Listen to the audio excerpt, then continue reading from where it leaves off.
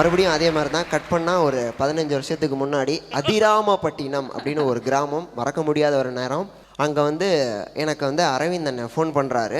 இந்த மாதிரி ஒரு ஆங்கர் ஒருத்தர் வருவார், எப்படி பண்ணுறாரு மட்டும் பார்த்துட்டு சொல்லுறா தம்பின்னாரு. வந்தாப்புல பண்ணாப்புல பார்த்தோன்னா யாருன்னு ஒரு மாதிரி வித்தியாசமாக பண்ணுறாரு. நான் ஃபோன் பண்ணி சொன்னேன்.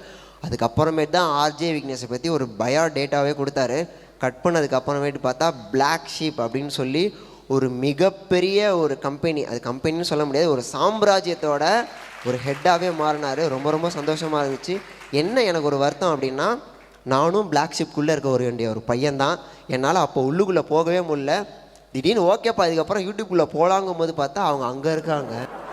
ஓகே இதுக்கப்புறம் போனால் என்ன ஆகுமோ ஆகாதோ, இவங்க ஏற்றுப்பாங்க, ஆனால் எனக்கு ஒரு மாதிரியாக இருக்குமேன்னு சொல்லிட்டு தான் சைடில் ஒரு ஓரமாக ஒரு ஆட்டோ வச்சு ஓட்டிக்கலாமேன்னு சொல்லி மதராசி ஆரம்பித்து அப்படியே போயிட்டு இன்றைக்கி இங்கே கொண்டு வந்துட்டோம். ஸோ இந்த மொமெண்ட்டை இன்னும் அழகாக மாற்றணுங்கிறதுக்காக மட்டும்தான் நான் கூப்பிட்ட ஒரே ஒரு ஃபோன் கால் தான். ஆனால் அந்த ஃபோன் காலை எடுக்கலை.